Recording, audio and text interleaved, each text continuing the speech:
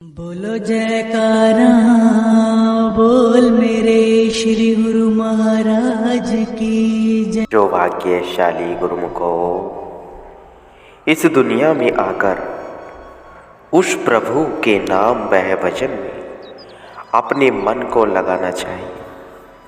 यही जीव की अपनी असली पूंजी है, अन्यथा सब व्यर्थ है। शेष माया के पदार्थ तो केवल जीवन की गाड़ी चलाने के लिए प्रकृति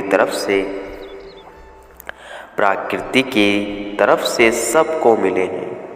जो मनुष्य इनमें से अपनी श्रुति को अटका लेते हैं वह गलती पर है।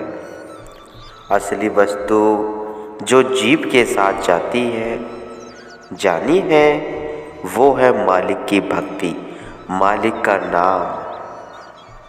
इसलिए प्रत्येक मनुष्य को चाहिए कि उस सहजादी की तरह संसार के भोग पदार्थों से अपनी चित्तवृत्ति को उपराम रखते हुए संत सद्गुरु की चरण शरण में जाकर उनसे परमार्थ व भक्ति का मार्ग पूछकर उस सत वस्तु को प्राप्त करे, जिसके प्राप्त हो जाने पर इस मनुष्य का संसार में आना सफल हो जाता है। इस संसार को संत महात्माओं ने स्वार्थ में नास्वर झूठी रचना और स्वयं सदस्य असत वर्णित किया गया है, और मालिक का नाम वह सत्पुरुषों की संगति को शतरूप दर्शाया है। लेकिन संत सत्पुरुषों का सत्संग जीव को पूर्व संचित शुभ कर्मों के फल स्वरूप ही प्राप्त हो सकता है। फिर उनकी संगति में जाने से जीव के सब संशय वह भ्रम नष्ट हो जाते हैं। स्थायी सुख शांति की खान जो भक्ति है उसको प्राप्त करके जीव अपने मन को दिव्य रंग में रंग लेता है। यही सत्य वस्तु है। विपरीत इसके शरीर नाशवान है, इंद्रियों के सुख अस्थिर हैं, रिश्तेदार व संबंधियों का स्नेह भी मतलब है, तथा माया छाया की न्याय है। माया ने आज तक किसी के साथ वफादारी नहीं की। माया वो एक शक्ति है जिससे मनुष्य को संसार के रंग रूपों में भटकाकर उसको व्यर्थ समय गंवा देती है।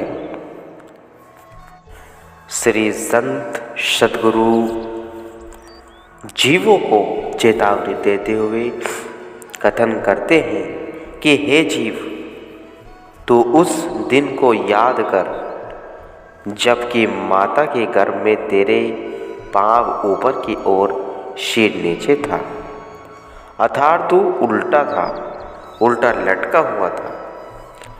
उस दुख से पीड़ित होकर तो उस समय परमात्मा से विनय करता था कि हे प्रभु, हे कृपालु, हे परमेश्वर, मुझे एक बार इस नरक कुंड से बाहर निकाल दो। मैं संसार में जाकर हर समय तेरा भजन सुमरन करूँगा, भक्ति करूँगा। परंतु होता क्या है कि जीव संसार में आकर मायावी धंधों में पड़कर अपनी वास्तविकता को नितांत भूल जाता है। फकीरों ने भी कहा है, तुझे मालूम है किस वास्ते इस बाग में आया है। वह क्या मतलब था कि जिस वास्ते सुल्तान ने भिजवाया है।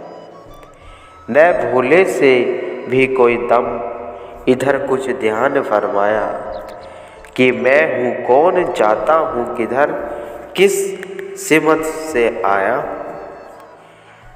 जीव को माया की दलदल में फंसा देखकर सत्पुरुषों को करुणा दया हो जाती है। वे जीवों को अपना कर्तव्य सुधारने हेतु संसार में आते हैं, क्योंकि इस भूल का कितना दुखदायी परिणाम निकलता है, इसका दृष्टांत निम्नलिखित दर्शाया है। प्राचीन समय के एक प्रचलित कथा है कि एक देहाती गंवार को पेट दर्द की शिकायत हुई। उस गांव में कोई हकीम या वैद्य न था। वहां से कुछ कोस पर एक शहर था। वह देहाती वहां के वैद्य पास गया। वैद्य ने रोक देखकर दवा दे दी और साथ ही कहा कि घर जाकर भोजन न करना। उसने पूछा, तब क्या खाऊं? वैद्य ने बताया कि खिचड़ी बनाकर खा लेना। देहाती बेचारा सीधा साधा था। उसने कभी खिचड़ी का नाम तक न सुना था। वैद्य से पूछा कि महाराज, खिचड़ी क्या चीज होती है? वैद्य ने उत्तर दिया, तुम केवल खिचड़ी का नाम याद रखना। गांव में जाकर किसी से पूछ लेना कि खिचड़ी की क्या चीज होती है, वह तुम्हें बता देंगे। सीधे साधे देहाती ने ऐसा ही किया। शहर से निकलते ही वह लगा खिचड़ी खिचड़ी रटने लगा। पहले तो वह मन ही मन रटता रहा, फिर लगा जोर जोर से पुकारने। उसने सोचा, इस प्रकार खिचड़ी शब्द याद रहेगा।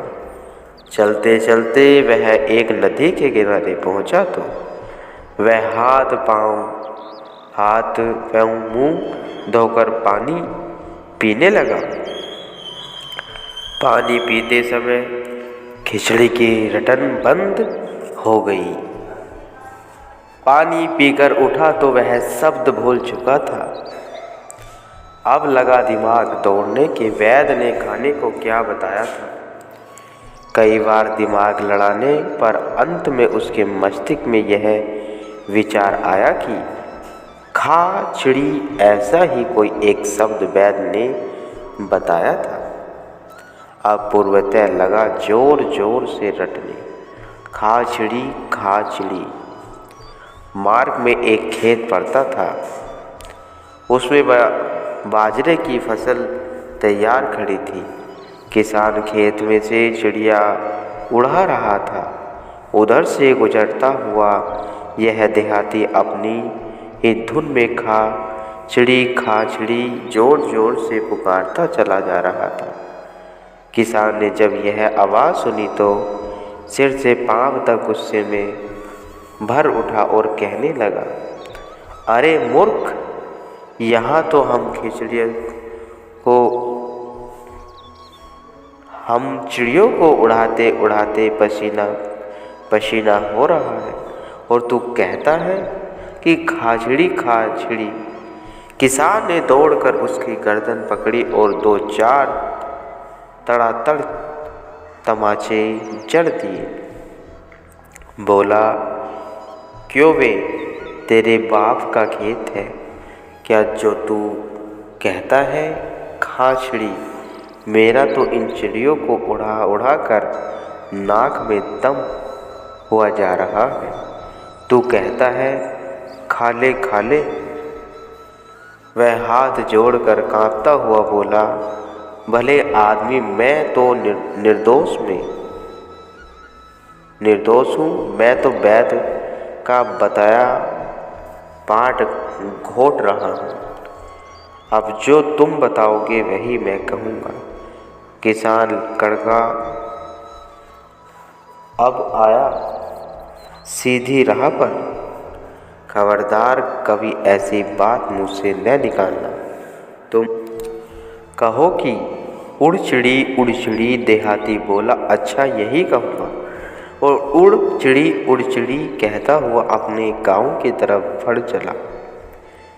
तो कहने का यही तात्पर्य है कि गुरुमुखो संत महापुरुष हमको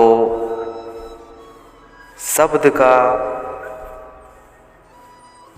का आसरा देकर शब्द की पहचान बतलाते हैं, परंतु मनुष्य इस प्रकार भूल जाता है कि उसे नाम दान लेने के बाद भी उसको याद नहीं आता और वो कहता है कि मेरी याद नहीं रहा जो श्री गुरु महाराज जी ने नाम बख्शा था। तो संसार में रहकर लोग इस तरह भूल जाते हैं कि नाम क्या है, नाम की महिमा क्या है। यही सच्चा गुरुमुख जानता है कि सतगुरु का नाम क्या है, अजपा जाप क्या है। बस गुरुमुखो नाम को जपो, रात दिन सुबह शाम 2 घंटे सिमरन जरूर करो। अमृत वेले उठो, नाम का जप करो, आपके सब कार्य समय पर होंगे। सुखी रहोगे गुरुमुखो, सब सुखी रहोगे।